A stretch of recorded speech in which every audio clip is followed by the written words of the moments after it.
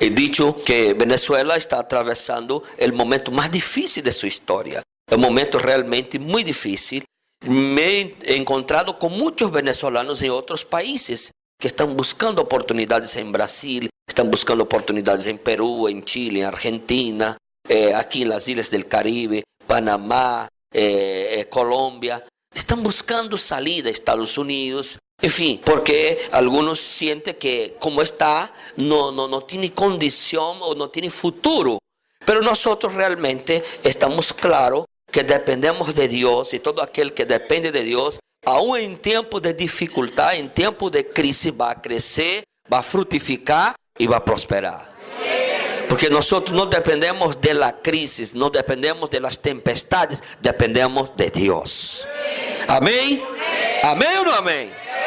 Entonces, hoy les voy a hablar de que necesitamos actuar correctamente en las tempestades y crisis de la vida. Actuar correctamente en las tempestades y crisis de la vida. Dependiendo de tu actuación, de la forma de actuar, de posicionarte, vas a llegar a tu destino, vas a entrar a un nuevo nivel. Si te echas a morir, olvídate, no vas a llegar a ningún lado. Pero si te paras firme, entonces necesitamos, delante de las circunstancias, de las luchas, de las batallas, usted no se puede echar a morir, a lamentar, a quejar, sino usted se tiene que levantar como un valiente, como un guerrero, entendiendo que Dios está contigo, tú no estás solo. Tampoco eres huérfano, tú eres hijo de Dios. Amén. Entonces necesitamos actuar correctamente en las tempestades, en las crisis de la vida. Les voy a leer un pasaje acá que está en Hechos capítulo 27, versículo 21 al 23 y luego versículo 25. Vamos aquí a ser muy nutridos y alimentados con una poderosa palabra, así que capturen el espíritu. Hechos capítulo 27 del versículo 21 al 23 y luego versículo 25. Así dice la palabra. Entonces Pablo, como hacía ya mucho que no comíamos, puesto en pie, en medio de ellos, dijo: habría sido por cierto conveniente, oh varones, haberme oído y no zarpar de Creta, tan solo para recibir este perjuicio y pérdida. Pero ahora os exhorto a tener buen ánimo, pues no habrá ninguna pérdida de vida entre vosotros, sino solamente de la nave. Porque esta noche ha estado conmigo el ángel de Dios. Diga conmigo: ¿de quién soy? ¿De quién soy? ¿Y a quién sirvo? Por tanto, oh varones, tened buen ánimo. Diga: buen ánimo. Buen ánimo. Yo confío en Dios que será así como se me ha dicho. Dese cuenta que cuando Pablo está hablando con la gente, ellos estaban en una tempestad de 14 días sin ver la luz del sol. Ellos ya habían botado todos los enseres de la nave y Pablo está diciendo: tened buen ánimo. Oye, que es difícil tener buen ánimo con 14 días de ayuno, sin ver la luz del sol, sabiendo que a cualquier momento se puede morir. Uno podría decir: tú eres loco. Ese es un loco, decir tener buen ánimo. ¿Cómo voy a estar contento? ¿Cómo voy a tener un buen ánimo con hambre? ¿Cómo voy a tener buen ánimo si tengo 14 días sin comer y sin ver la luz del sol? Por 14 días era terrible lo que estaba pasando. Pero Pablo le dice: por tanto, varones, tened buen ánimo. Dígale a su hermano: debes tener buen ánimo. Y aquí no era una tempestad común ni normal, era un huracán. Era una tempestad huracanada, era algo terrible, difícil, ¿cierto? Entonces Pablo se levanta y llama a la gente a tener buen ánimo. Ahora, importante que las crisis y tempestades en la vida son inevitables. Al igual que todos tenemos que pasar por un proceso, Dios va a permitir que tú pases por tempestades. Dios va a permitir que tú pases por crisis en la vida. Ellas son inevitables, sea a nivel personal, a nivel familiar, a nivel emocional, a nivel financiero, a nivel moral, a nivel espiritual. En fin, todos en algún momento van a tener que enfrentar alguna crisis, alguna tempestad. No va a poder evadir. Hay empresarios, por ejemplo, que entran en crisis por causa de una mala inversión. Hizo una mala inversión y eso ocasionó pérdida millonaria. Y eso le lleva a tener crisis por causa de una mala inversión. O hay jóvenes que entran en crisis por un rompimiento en su noviazgo. He escuchado casos, se ha dado casos que muchachos y muchachas se tiran por un puente, se mata por causa de un rompimiento en una relación de noviazgo. O sea, entra en una crisis emocional insostenible que no aguanta y se quita la vida. Hay personas que se quitan la vida de repente. Ocurrió un caso en Estados Unidos de un pastor que cayó en adulterio, se descubrió y él se suicidó. Y era pastor. Ustedes se imaginan el nivel de crisis que entró esta persona para llegar el momento de quitarse la vida por no asumir su pecado, por no reconocer su falla, por no aceptar la disciplina. O sea, como la vergüenza, el dolor, la preocupación fue superior a su reacción frente a esa crisis del momento. Entonces, hay matrimonios que entran en crisis por causa de una infidelidad. Imagínate, una familia está bien, estable, equilibrada, teniendo luchas como cualquier familia, pero cuando hay fidelidad, esa fidelidad es un blindaje, es un ingrediente que permite que la familia se mantenga, que juntos eche hacia adelante, que supere las crisis. Pero cuando entra la infidelidad en un matrimonio, genera crisis. La persona se siente sin piso. A veces hay hombres que de manera brusca toma la justicia por sus manos, quiere lavar su honra, mata a su esposa, mata al amante. En fin, hay mujeres que hacen cosas terribles también, pero hay crisis muchas veces por causa de una infidelidad. Son situaciones que desatan crisis, que desatan tempestades. Hay equipos que sufren crisis por causa de una derrota. Muchas veces pareciera que no es tan importante, pero hay equipos que hay un partido que no puede perder, que puede rebajarse a primera división, sea fútbol o otro equipo. Entonces de repente no podían sufrir una derrota y sufrieron una derrota, y por eso perdieron millones, por eso perdieron honra y se rebaja. Entonces entra en crisis por causa de una derrota. Entonces son situaciones que muchas veces vamos a lidiar, vamos a enfrentar. Ahora, lo importante es entender, las crisis, las tempestades que vengan, no son para matarte, son para promoverte. Y si tú reaccionas correctamente, esto te va a fortalecer, te va a levantar y te va a llevar a un nivel superior. Amén. Amén.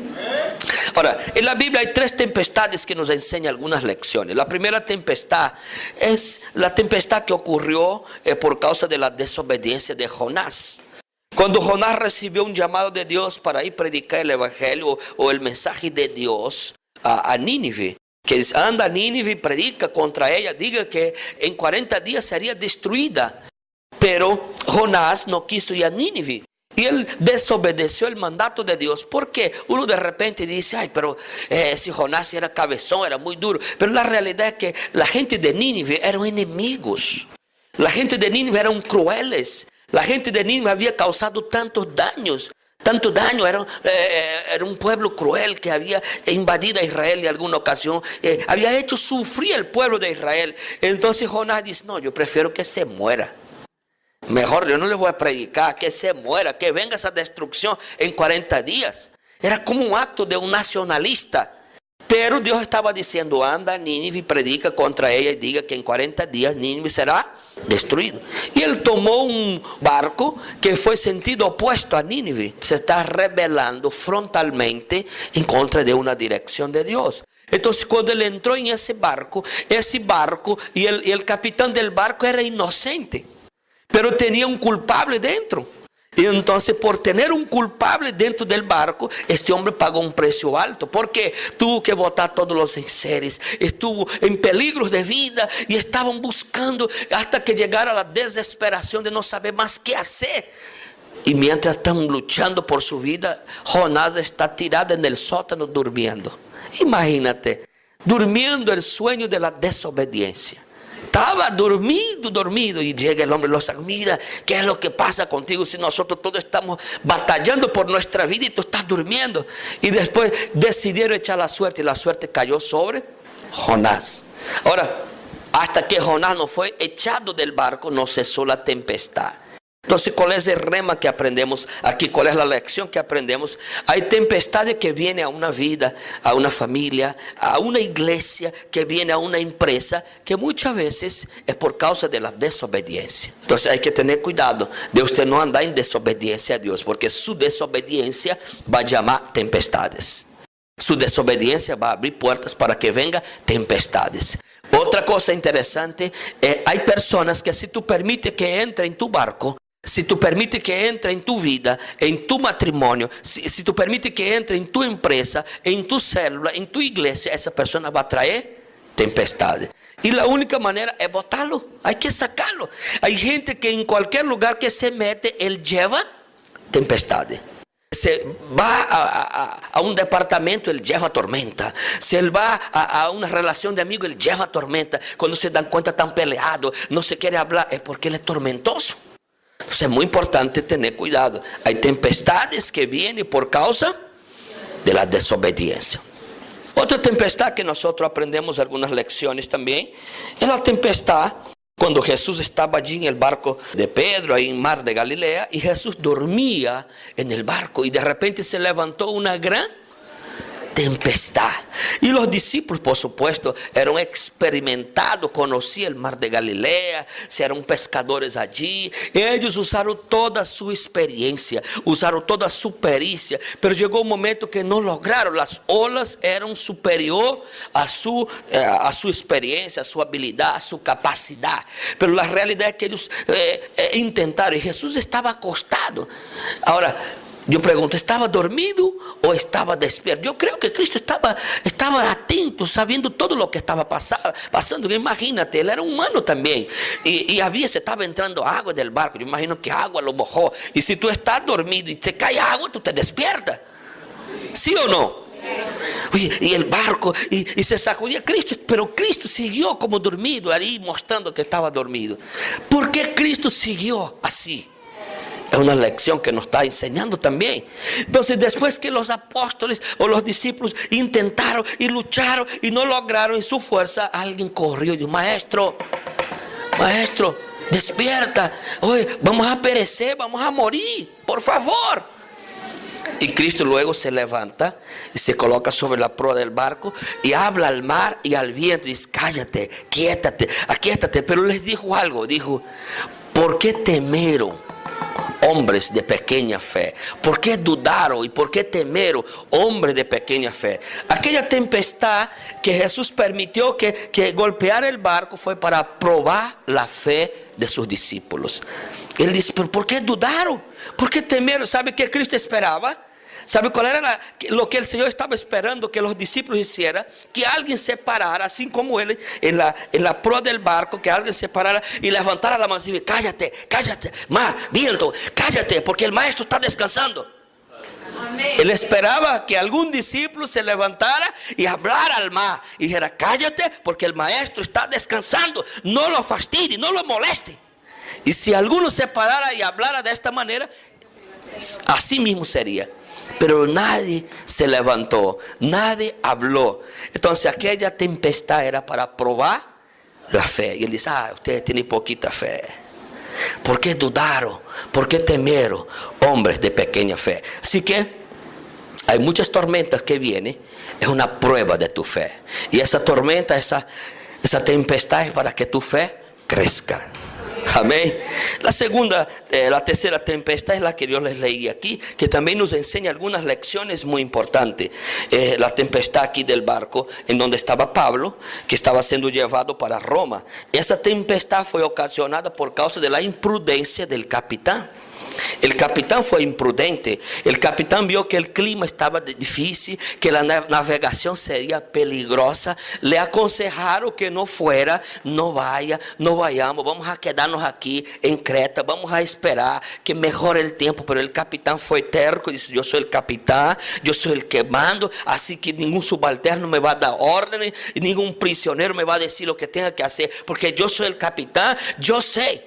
Esa tempestad vino al barco por la autosuficiencia, por la prepotencia, por creer que yo soy el capitán, por creer que yo soy el que mando, yo soy el que tengo más experiencia. Aquí ustedes no me vengan a enseñar. Trajo tempestad. entró en una tempestad. Él fue el culpable, fue imprudente. Así que hay tempestades que entramos porque nos creemos que somos muy preparados, nos creemos que somos muy espirituales, nos creemos que sabemos mucho, que conocemos mucho, que somos superiores. Y ahí esa tempestad puede ser mortal, puede ser fatal, puede ser huracanada. Entonces fue por culpa del capitán, por su terquedad, por su prepotencia, por su altivez. Ahora, las tempestades y crisis te pueden hacer más fuerte o te puede matar. Depende de tu reacción. Usted va a permitir que las tempestades, las crisis, o te mate o te levante. ¿Qué es lo que vas a hacer? Usted va a salir más fuerte, fortalecido, blindado, con una fe superior, o va a morir. Dependiendo de tu reacción, eso es lo que va a pasar. Es importante entender, yo les dije el día de ayer, en la vida cristiana nos va a tocar pasar por momentos de crisis, de tempestades, de procesos, de batalla. Cristo dijo, en el mundo tendréis aflicciones. Está diciendo, ustedes van a tener problemas.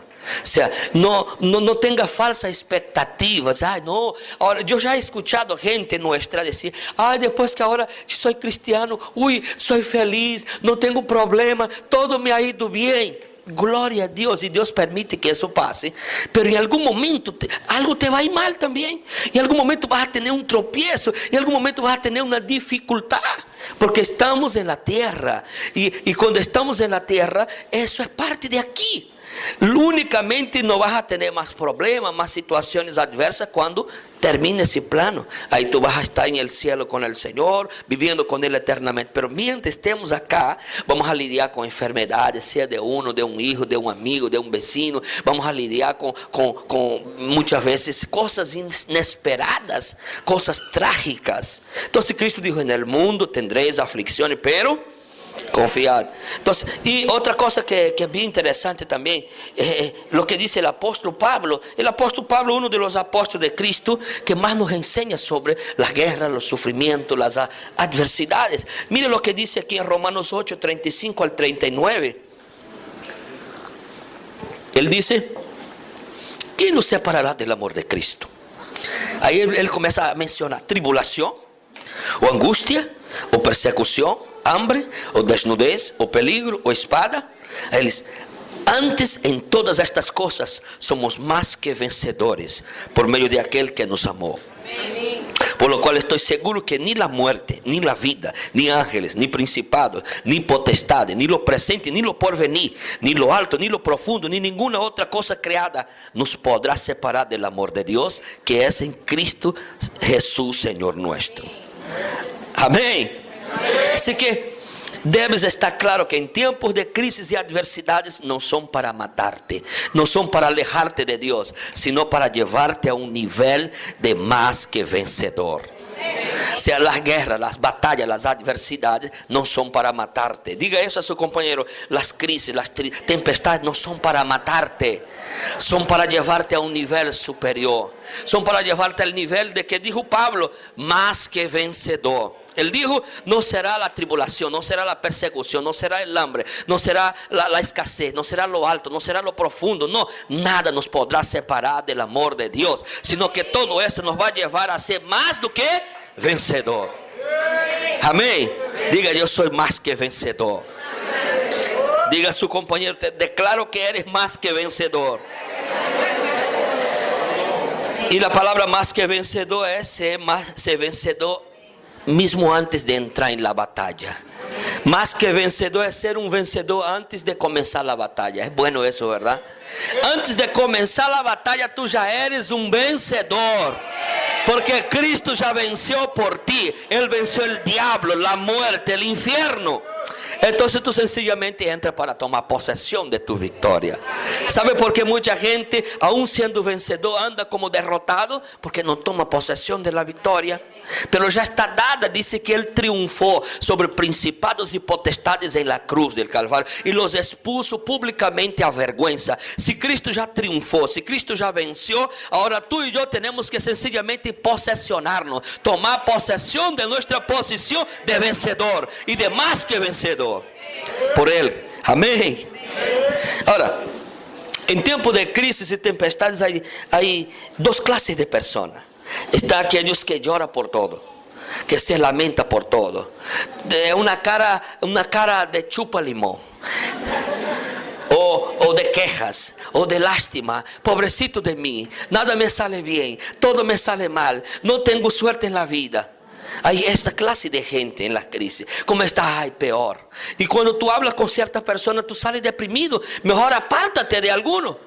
Hay gente que tiene una carga negativa tan tremenda que cuando tú la ves, es mejor que tú finjas y te escondas, porque te va a transferir lo negativo, el desánimo.